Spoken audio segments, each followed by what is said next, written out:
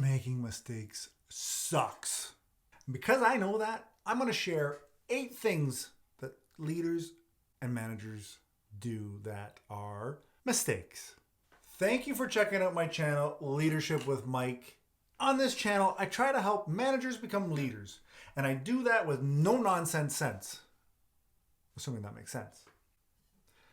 So, mistakes, they happen. Sometimes they need to happen, but let's avoid these 8 mistakes to fast track you. Mistake number 1, not providing feedback. So you've got an employee. They're answering the phones wrong, and it's agitating customers. So you as a supervisor, you've been getting calls from customers saying, I don't like the way so-and-so's answer the phone. She was rather rude. I don't know why I said she, but she was rather rude. You could let that slide. That's 1 customer, it's 2 customers. Oh, it's just their opinion. But eventually, you're going to need to provide some feedback to whomever it is that's answering your phones. You need to let somebody know there's a problem and this is what it is. Because if they don't know and they think that they're doing their job fine, how do you want them to get better? I'm not saying you have to berate them, you have to beat them down, you have to belittle them. No, there is some feedback that you need to give. It could be good and it can be bad. It can be positive or it could be negative feedback. But as a leader, as a manager, you need to provide it. When you don't, mistake. Next, sometimes managers, they just don't make time for their team. I get it. You get bogged down. You have your responsibilities. There's so much weight on your shoulders. You need to get this done, that done, and basically everything done. So you shut out your team. But the thing is, your team needs you. They're going to need to ask you questions. They're going to need clarification. Sometimes they just might be all messed up in the head with what's going on at home. They just need you to talk to. I know, you're not a therapist, but your end goal is to get the job done and get it done right. So if you can help. Make time for your team. Mistake number 3, you're just too hands off. Now listen, nobody likes a micromanager just having to do everything. But at the same time, you do have to know what's going on with your team. You do need to keep an eye on what's happening.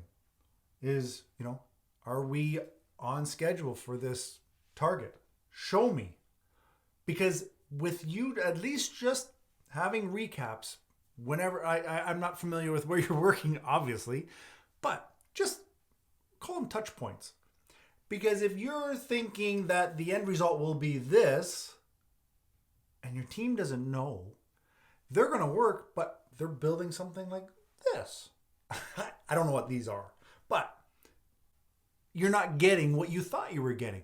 So if you are just a little bit more hands-on, just in the sense of getting updates, requesting updates, having conversations with your team, at least you know, yes, things are progressing the way that I believe they should.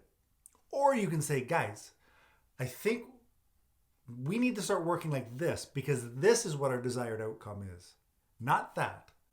So just don't micromanage. Just don't be 100% hands off. Have an idea what your team is working on, how they're working on it. And then you can go back to your own daily grind. Mistake number 4. Hey, buddy, you're being too buddy-buddy. Listen, you're a supervisor. You are there to make sure a job gets done. Your job, and also what your team is supposed to do. To be buddy-buddy or to be too friendly can definitely be a mistake, especially if you aren't comfortable in setting up boundaries. Myself, I feel comfortable being rather friendly. I mean, I don't need to get into my entire personal life, but I have no problem meeting new people and being very friendly with them. I also have no problem saying, listen, Tom, but for the most part, just be careful you're not being too friendly. You are the supervisor. There is and always has been a little bit of a divide. So just keep that in mind. Mistake number 5. You don't understand people's motivation. You see, some people think, I'm paying you, There's your motivation. You like to eat when you go home? Well, I'll get you the check and you get to eat when you go home. But that's not people's sole motivation. Not for the most part. Of course, money is great. But you can't say, listen, here's an extra X amount of dollars, get it done. Sometimes you need to say, oh, I know your son has a little league tournament and it's on a weekday. Listen, take the time off. Go. And I know, yeah, we'll support it. We'll help you get your job done. Go enjoy time with your family. Go enjoy this. Now, how do you know what motivates people? You got to talk to them. You got to just, it's not going to be something that you learn overnight. It's time you spend with your staff. It's time you spend conversing at the water cooler, at the coffee machine. It's time you, as a supervisor, a skill you need to develop. Read your people. Know their motivations. It's not just money. The moment you assume that you can throw money at the problem, you're dead in the water. Guaranteed. Mistake number 6. You rush the hiring process. Listen, the last thing you need on your staff is the wrong person you need. So take time in hiring. Yes, maybe you have a gap and maybe other people are being overloaded with work and you're having to take some work on yourself. So you just want to fill the spot.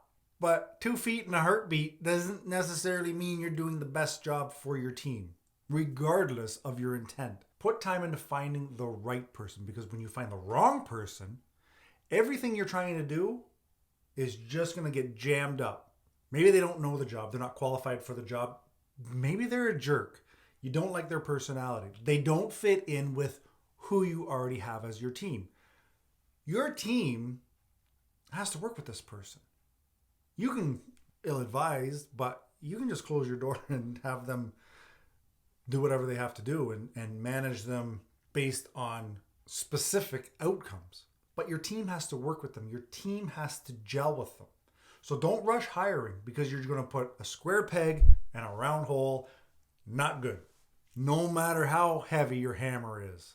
Now, before we get to point number 7, I just want to make sure you've considered subscribing. You've liked the video, because the YouTube algorithm's really messing me up. I need to get more likes. If I get more likes, I get more people watching the video. If I get more people watching the video, I have time to make more videos. So help me help you. Help me. Okay, number 7.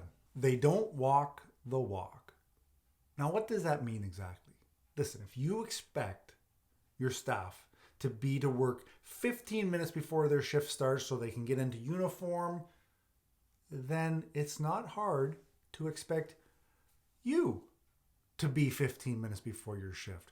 You shouldn't be just rolling in at moments before the day starts. Set the example. Set the tone. Walk the walk. If you expect your staff to be dressed in a certain manner, a certain professionalism, you should too. Even though you may not have a uniform, but you should be looking as good or better than them. Walk the walk. Easy peasy. Now, this is the biggest mistake I see supervisors or managers making. And it always happens when you've moved up. You were an employee, you were a non-leadership role. Now you've been moved in, whether within your company or you've been hired by another company. You don't know your role. What do I mean by that? You think your role is the job you used to do because you were very good at it. You stood out. That's why you got the promotion. That's why you got hired by an external company. But if you're doing the job you did, you're not doing the job you're hired for, which is managing and leading your team. That's going to be completely different. And if you are new, understand, new role. New title means you have a new role.